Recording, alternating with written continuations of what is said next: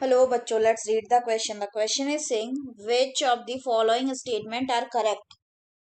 पहला है the X aggregated response of the immune system to certain antigen present in the environment is called allergy. दूसरा है the allergic tendency is genetically passed from the parent to the offspring and is characterized by the presence of large quantities of Ig antibodies in the blood. तीसरा है bone marrow and thymus are the organ where origin and maturation and proliferation of the lymphocyte occur. And चौथा है immunization is the process by which the body produces antibodies against the vaccine preventable disease through administration of specific vaccine.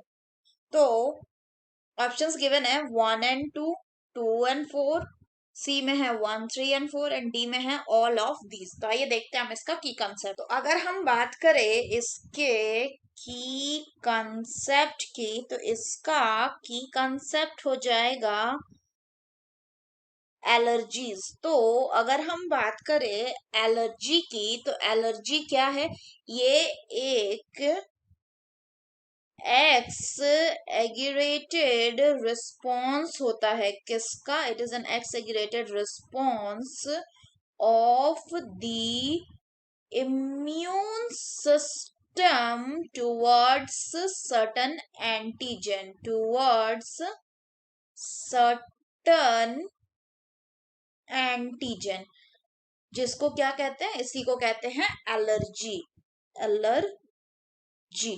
तो अगर हम बात करें कि जो substance जो इम्यून सिस्टम के प्रति रिस्पॉन्स प्रोड्यूस करेगा, यानी इम्यून सिस्टम जिस सब्सटेंस के प्रति रिस्पॉन्स प्रोड्यूस करेगा उसको क्या कहते हैं? उसको कहा जाता है एलर्जन.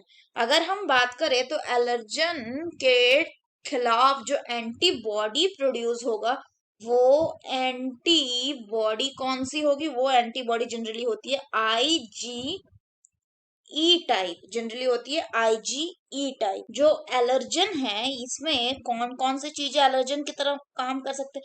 जैसे कि डस्ट एलर्जन की तरह काम कर सकते हैं, पॉलन ग्रेन काम कर सकते हैं एलर्जन के तरह, इसी तरह एनिमल डेंडर भी काम कर सकते हैं एलर्जन के तरह, और भी वेरियस पर्सन के लिए डिफरेंट डिफरेंट टाइप के एलर्जन होते हैं. अगर हम बात करें एलर्जिक रिएक्शन के सिम्टम्स की तो इसमें स्नेचिंग यानी छींक आती है, वाटरी आईज होती है, केमिकल रनिंग नोज होता है एंड ब्रीदिंग यानी सांस लेने में भी डिफिकल्टी होती है.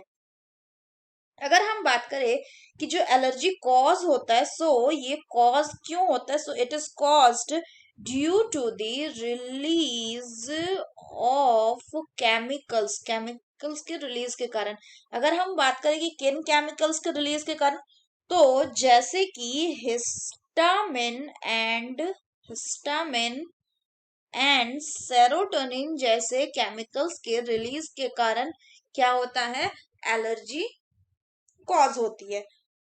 तो अगर हम स्टेटमेंट की बात करें, पहला बोल रहा है कि exaggerated response of the immune system to certain antigen present in the environment is called allergy. तो ये बिल्कुल सही स्टेटमेंट है. दूसरा बोल रहा है कि allergic tendency is genetically passed from the parent to the offspring and is characterized by the presence of large quantity of antibodies in the blood, large quantity of IgG antibody in the blood. तो ये बिल्कुल गलत है क्योंकि allergy में कौन सा होता है? Large quantity of IgE antibody बनता है. तो ये स्टेटमेंट गलत है. तीसरा बोल रहा है कि bone marrow and thymus are the organ where origin and the maturation and proliferation of the lymphocyte occur. तो बोन मैरो एंड थाइमस कैसे हैं? ये प्राइमरी लिम्फॉइड ऑर्गन, और यहाँ पे क्या होता है? यहाँ पे ओरिजिन एंड मैचुरेशन के साथ साथ प्रोलिफरेशन होता है लिम्फोसाइट का. तो ये स्टेटमेंट बिल्कुल सही है.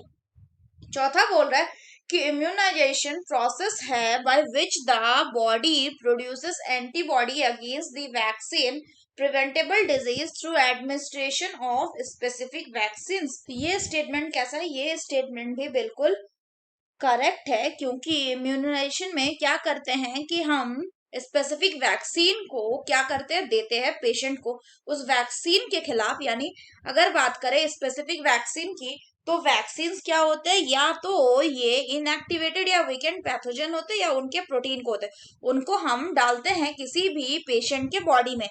या फिर किसी भी इंडिविजुअल के बॉडी में, तो उससे उसका इम्यून रिस्पॉन्स जनरेट करता है उसका बॉडी और एंटीबॉडी प्रोड्यूस करने लगता है। ये जो वैक्सीन है ये further memory B and T cell भी जनरेट करने लगते हैं, जो क्या करते हैं, जो रिकॉग्नाइज कर लेंगे पैथोजन को quickly on subsequent exposure and ये प्रोड्यूस करेंगे क्या, एंटीबॉडीज। सो अगर हम करेक्ट ऑप्शन की बात करें तो करेक्ट ऑप्शन हो जाएगा option C, that is 1, 3 and 4 statement are the correct statement. So that's all for the question बच्चों. Hope you understood it well. Best of luck.